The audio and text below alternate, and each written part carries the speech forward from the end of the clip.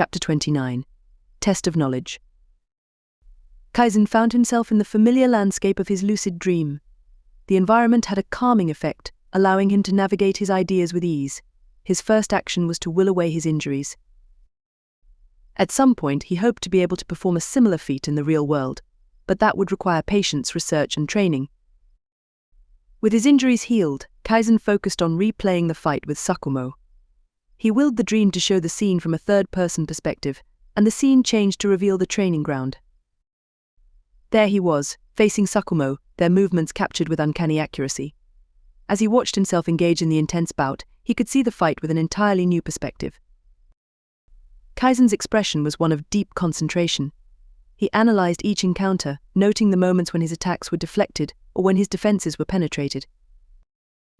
Muttering to himself, Kaizen critiqued his stance, the timing of his strikes, and the choices he made during the fight. "I should have followed up with a lower sweep here," he whispered, observing a particular exchange. "And here I left my right side too exposed."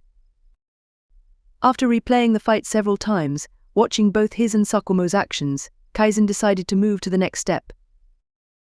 He conjured a replica of Sakumo, crafted with remarkable fidelity to the real person. He integrated the fighting style Sakumo used in the figure he willed into existence. Ready to test his adjustments, Kaizen launched into a series of attacks, testing different strategies and refining the techniques he used. They sparred repeatedly, continuing without need for rest, Kaizen's mind showcasing an endless pursuit for perfection. Despite his efforts, Kaizen found it challenging to gain the upper hand. This Sakumo mirrored the real one's prowess, forcing Kaizen to push his limits. He tried different angles of attack, varied his chakra-enhanced strikes, and even incorporated more unorthodox tactics. Yet each bout ended with him either narrowly escaping defeat or being outmaneuvered entirely. However, rather than frustration, Kaizen felt a growing excitement. This was the strongest opponent he had faced thus far, and each round was a lesson in itself. The thrill of the challenge, combined with the opportunity to refine his skills, filled him with motivation to continue learning. Eventually, daylight streamed through the window and Kaizen awoke with a start, the transition from his intense dream training to the real world requiring him to adjust. He lay still for a moment, feeling the residual effects of his mind working in overdrive. He normally prepares himself to wake back up, but he got too carried away in his battles that he woke up while still in the middle of a spar. As he stretched, the dull ache in his muscles reminded him of the injuries from Sakumo. His body protested with each movement, but he knew there weren't any serious injuries. After going through his morning routine without the physical exercises, Kaizen made his way to the medical ward after breakfast. Like always, the academy was already bustling with activity, students hurrying to their morning classes. The familiar sounds and smells, laughter, chatter, the scent of fresh breakfast created a lively backdrop as he walked. Entering the medical ward, he was greeted by one of the medics. After some conversation, she directed him to sit on one of the examination tables and began her assessment.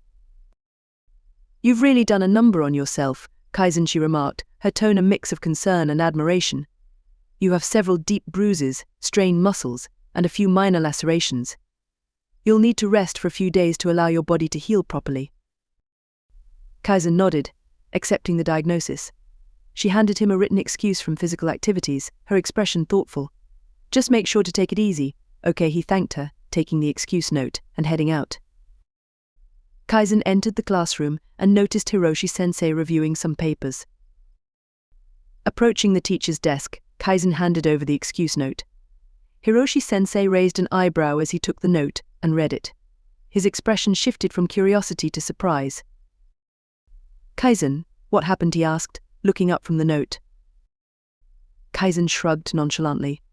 "I had a sparring session yesterday." Hiroshi-sensei's eyebrows shot up inquisitively, but he didn't press further. "Well, be sure you follow the medic's advice and rest." Kaizen nodded, appreciating the concern. "I will, sensei. Thank you." Soon, the bell rang, signaling the start of the quiz. The remaining students quickly settled into their seats. The atmosphere grew tense with concentration. Hiroshi-sensei handed out the quiz papers, and Kaizen focused his mind on the task ahead. The questions covered various topics, each designed to test their understanding of the lessons taught so far. Short answer: Describe the primary uses of chakra in advanced elemental ninjutsu. Explain the strategic advantages of different formations in a 3-man cell. What are the key differences between genjutsu and ninjutsu, and how can one identify a genjutsu trap? List the characteristics of the 5 main chakra natures and their elemental weaknesses. Detail the role of a medic nin on the battlefield and the protocols they must follow in a combat scenario. True or false? The Second Shinobi World War ended with the signing of the Treaty of Reconciliation in the Land of Fire.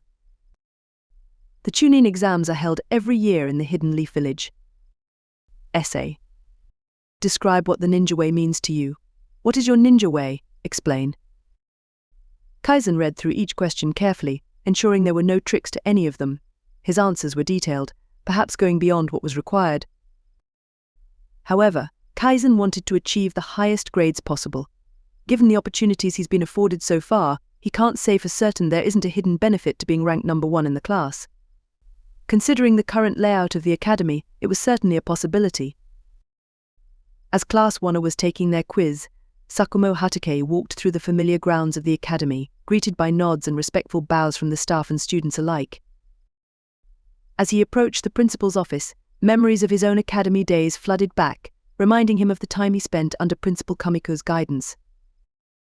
The door to the principal's office stood ajar, and Sakumo knocked lightly before entering. Principal Kamiko looked up from her desk. Her face lit up with a warm smile as she recognized her visitor. "Sakumo, it's been too long," Kamiko greeted, rising to her feet. "Please come in." Sakumo returned the smile, inclining his head in respect. "Thank you, Kamiko-sensei. It's good to see you again." They exchanged pleasantries, reminiscing briefly about the past before settling into the chairs opposite each other. Kamiko's office was filled with books and scrolls, a testament to her love for learning. Sakumo leaned forward slightly, his expression thoughtful. "Kamiko-sensei, I'm here to discuss one of your students, Kaizen. I've had the opportunity to meet with him recently, and I must say, his talent is remarkable." Kamiko's eyes gleamed with interest. "Kaizen, you say?" "I have indeed been keeping an eye on him. His performance at the academy has been nothing short of exceptional. But for you to take a personal interest, that speaks volumes." Sakumo nodded. "His abilities are very impressive, but it's his mindset and determination that truly stood out for me. He reminds me of some of the great shinobi from our past, those who had the potential to change the course of history." Kamiko listened intently, picking up on the subtle hints in Sakumo's words. "It sounds like you have plans for him, Sakumo." He smiled slightly. "I believe he has the potential to achieve great things, but he needs the right guidance. I would like to mentor him personally, to help him reach that potential." Kamiko's eyebrows rose in surprise, but she quickly nodded in understanding. "That would be a rare honor, indeed. Kaizen is fortunate to have caught your attention." She paused, then continued, "I have a meeting scheduled with the Hokage later today to discuss Kaizen's future. Your involvement could be pivotal. Would you join us for that meeting?" Sakumo agreed, seeing the value in aligning their efforts. "I would be honored, Kamiko-sensei. I'll join you in the Hokage later today." With that, she informed him of the time and concluded their discussion. Sakumo had some work to handle before the evening meeting, but the future seemed promising. As Sakumo exited her office, Principal Kamiko leaned back in her chair, deep in thought. The prospect of Sakumo mentoring Kaizen was both exciting and significant. She had always known Sakumo to be a man of discerning judgment and high standards. For him to see potential in Kaizen meant the young boy was indeed extraordinary, like she surmised. Kamiko recalled Kaizen's impressive academic and practical performances.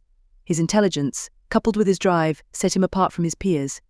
Yet, the idea of Sakumo taking a personal interest in him suggested that Kaizen's capabilities went beyond what was visible on the surface.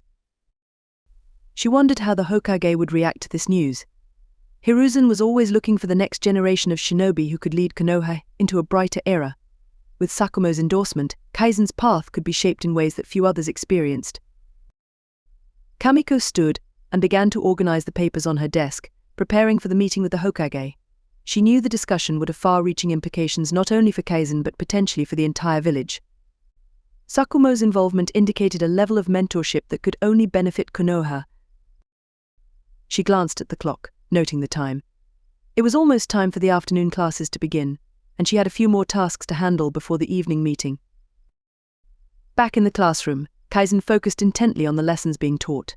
He listened to the lectures intently, absorbing information on various shinobi techniques, village history, and tactical strategies. Once classes finished for the day, Kaizen headed to the academy library. The scent of old books and the quiet rustle of pages created a calming atmosphere. He browsed through the sections, selecting texts on anatomy and physiology, biology, chemistry, biochemistry, and medical ninjutsu basics. He figured it was time to not only learn about medical ninjutsu, but to also compare his past life's knowledge with this one. The more quickly he could make adjustments to different information or confirm what he already knew, the faster he could increase his strength. While selecting books, Kaizen noted the absence of more advanced materials and deduced that these must be housed in a more specified or restricted section on higher floors.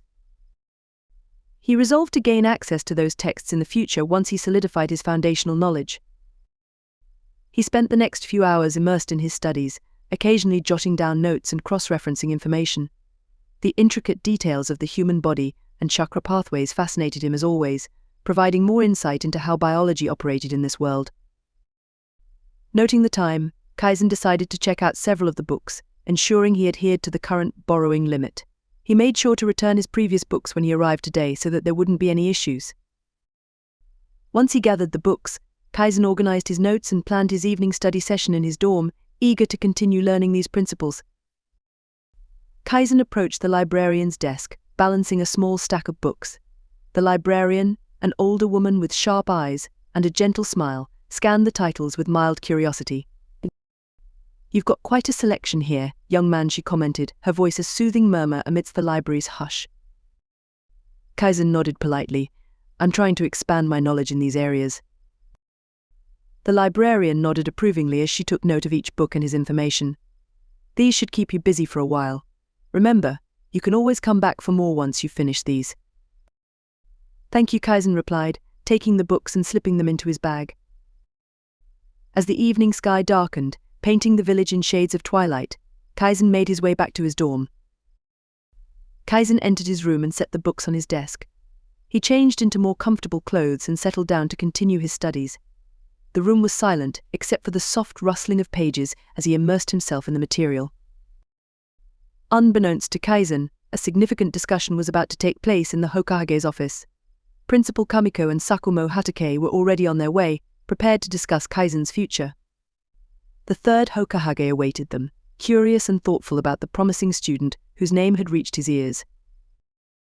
Kaizen, unaware of the meeting concerning his future, continued to read in his dorm, his eyes fixed on the pages, his mind absorbing every detail.